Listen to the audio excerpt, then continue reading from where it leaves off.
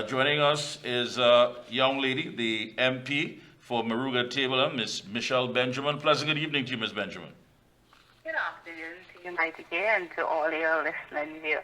To the listening public, good night, Trinidad and Tobago. Thank you so much. Let me first start off saying condolences to you and your family. I know the passing of your grandfather recently. So again, condolences from everyone here at The Observer to you and your family.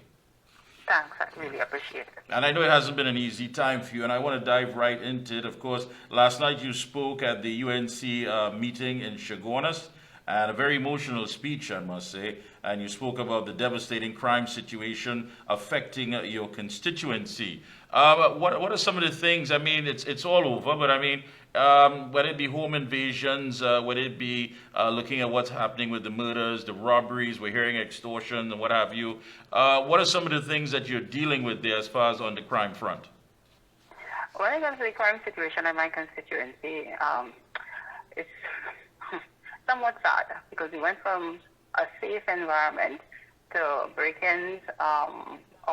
As you know, Moruga Tableland, we do have the Moruga Beach, and so our shores are unsecure, so we have a lot of contraband items coming in that is aiding the local criminal element. So we had numerous killings that would have taken place that usually a quiet community like this, we would not have seen certain things happening. So it's somewhat sad as to what is happening within the community of Moruga Tableland. Yeah, and you spoke about things that are coming in. We know the borders itself are so wide open. Have you seen a sort of a spike based on migrants and activities that are coming in as far as border-related crimes? No, we do have a lot of migrants amongst us within the constituency, in the fishing community, and we're trying to deal with it as best as. I know the authority, they claim that they're doing what they can, but we do have an influx.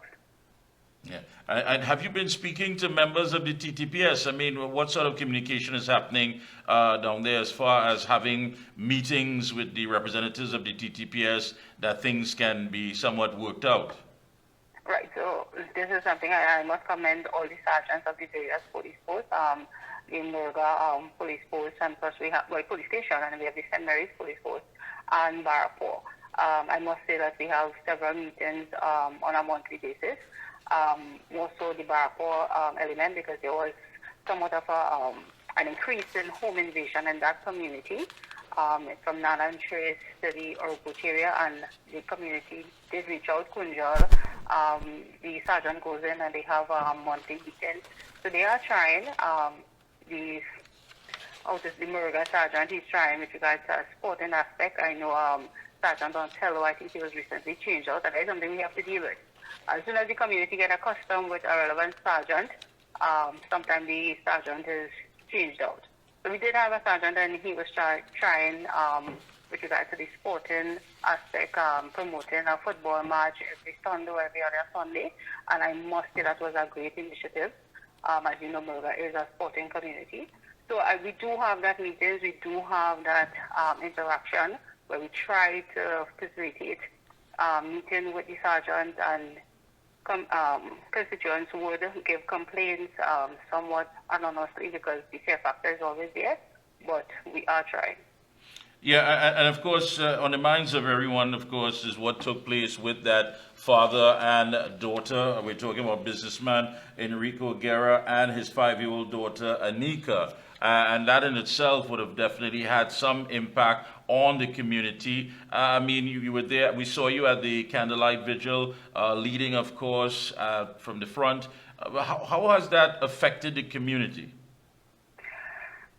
The community is in a state of shock. To say that anyone in the deepest thoughts, wildest, something so graphic, so horrific to take place, and especially with regards to that innocent child,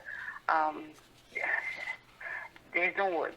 Actually, it's a total shock on the ground. Persons are dismayed. We're just trying to stay strong, more so for the family, as the mother rightfully said, to put her son to rest, and hoping that CTPS has some answers come much after. And of course, many have weighed in on this and said that these issues, of course, didn't come about overnight. I mean, where did you see that the spike, not just, of course, when you look at the data and what have you, but as far as the changes that were taking place to the point where it is right now, where people who are just simply afraid to come forward? And when you talk about Moruga Tableland, it is such a close-knitted constituency. You have the Dyers, you have the Roberts, you have a large amount of family, people would say here in the East-West corridor, that would have relatives in that area. Looking at it, I mean, this is not something that happened overnight. When did you start to see these changes? Well, you saw a deterioration with regards to the socioeconomic fabric of the community, where persons don't really have jobs, and as you rightfully know, you cannot attend to the needs of your family and even the basic needs of an individual. So things are, as those young persons would say, hard on the ground, and I think all of that is contributing, and the government, I don't want to say it's turning a deaf ear to what the situation really is, and also with regards to the amount of illegal firearm, and again, because I have that unprotected seashore, you don't know what is coming in, and so the young persons have access to things that they don't normally have access to, and that has put us in this state.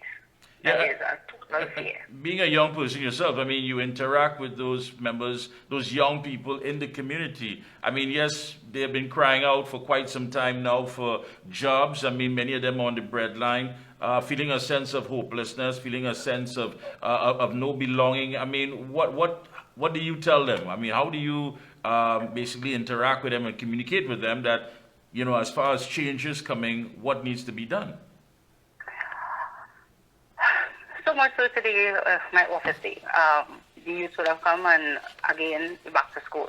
They don't have the resources with regards to putting that knapsack together for their kids, as even buying uniform. And what do you tell our father that approach you and say, Mish, how I'm going to make ends meet, how I'm going to send my child out come Monday? And how much hold on could you tell someone? But I did tell them that change is coming. My party, the United National Congress, we are working tirelessly on the ground, but in the interim, persons still have to eat. And I'm trying my best through different NGOs, different fundraising activities to even do another back-to-school drive this Thursday. So I would have given out packages, and I find myself in a situation where I have to pull resources to do so again. And that is what it is. But how much hold on could you tell a man hold on when he has an immediate need? Yeah, and when we talk about hold on, of course, looking at it from a political perspective, Moruga Tableland has been defined that as a marginal, which is one that makes up the battleground when it comes to forming the government. Taking that in consideration, how do you feel about the upcoming general elections? Moruga Tableland sent a clear message to the People National Movement in 2020, and that message has not changed. Yes, we would have seen, and well, the wider country, I say, would have taken place. What would have taken place with regard to the Lingua Indian Walk District? But that in itself was incentivization on the PNM part, and something they are known to do. And of course, they are planning to come towards us with regards to hampers and instant gratification. But that would not change or alter anything. Moruga Tableland is UNC, and apart from being UNC, we are not subscribing to anything that the PNM has to offer right now. Because we know that is, today you see them, and you wouldn't see them for the next 5 years. Today you get a hamper, a drop in the barrel, and then you would suffer for the next 5 years. PNM needs to know that the youth have, make out their election campaign gimmicks, where they will give you instant gratification now and then sufferation for 5 years. Yeah, and so nothing has changed with regards to the message that was sent to the PNM in 2020. And even looking at the Lingua Indian Walk issue, I mean, it seems as though now the aftermath of that is that these promises definitely in no form or fashion has materialized. I mean, you see people going about protesting, I guess promises that were made. People are asking, well, what's happening? Where are these things that we were told that were going to take place after this by-election? And what kind of feedback have you been getting as well on that? Right. So with regard to the by-election, and as rightfully said, promises were made from with regard to community center, fixing of the lights on the Madingo ground, paving of roads, and what they're using self-help as their personal house grant campaign, how to say, house grant campaign gimmick, but that and all would not suffice because they cannot give everyone, and that is creating some sort of friction on the ground with regards to who gets and who doesn't get, and persons are angry, especially in the strong PNM PDs like Samuel Cooper and Six Company. And when you look at Six Company, they have some of the worst roads in that community. So that community is going to send a message to the PNM as well. And I have to ask you this. I mean, given the opportunity again, if the party says, Michelle, we want you, of course, to be the candidate going into the next general election, are you prepared? Do you have what it takes? I mean, have you looked at it as a learning situation where you're set and ready, or have you yet to get that political baptism? I think when it comes to political baptism, once you would have campaigned in a marginal, I think you're ready for any and all eventuality with regards to the politics. Because as you know, marginal politics, it is one of the most dynamic with regards to Trinidad and Tobago. Because we have, I have the PNM coming at me with full force, with from paving roads to hampers to handouts to cash. So a more political baptism than what I would have faced for the last 5 years and even through my initial general campaign in 2020. I am more than ready, and yes, once my political leader and the screening committee of the United National Congress give me that go-ahead, yes. And of course, it's all about the people. So throughout my tenure, I tend to stay with my community, and I know I would have their blessings going forward. Yeah, I tell everyone the pixie dust is not easy. I mean, when it comes to those political promises and all those nice tokens and what have you, there are people who would simply go fit. But do you believe that you have what it takes to keep them in check and say, listen, even if you participate and you partake in many of the pixie dust that is going to be shared out, that you believe you can still hold them as UNC voters? Yes, because at the end of the day, after the hamper is for 3 days. After that 3 days, your family is back on the breadline. As PNM put any policy, you heard my political leader on the platform, giving you policies, and not just the promise of 50,000 jobs. She did it before, and I have the confidence that she'll do it again. PNM, since for the last 9 years, have they ever faced the workforce of Trinidad and Tobago and give any hope? Yeah. Have they ever faced the young graduates and say that when you leave school, you have somewhat of a guarantee once you perform that you'll get a job? They have never done that. And I think the youth, what we underplay is that youth have a say in this election. And I know what it is to graduate from the University of the West Indies and have a resume and not get employment. And I think for the last 9 years, you have to look at this in perspective. A child that was 10 years ago is now 19. A child that would have just entered university and left, they would have been, they're in the cities. And I have persons that left university when I left university and have not entered the world of work. And this is what PNM has created. Yeah. So they need to take all of that into consideration. So true. Any closing comments? Go right ahead. To my community of Moruga Tableland, stand strong. I know we are going through a dark moment, I should say. But that light is going to shine again.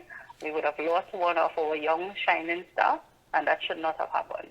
And sad that is being mirrored throughout Trinidad and Tobago because we have a crime situation that this government does not have the answer to. So we are asking you to stay strong, to stand with the United National Congress, and we will get the job done. All right. And as always, I am your committed servant, MP Michelle Benjamin. Thank you so much, Ms. Benjamin. Keep up the good work. Best of luck to you and your entire team. And we will, of course, be talking sometime in the near future. Thank you so much again. I appreciate it. Thanks a lot.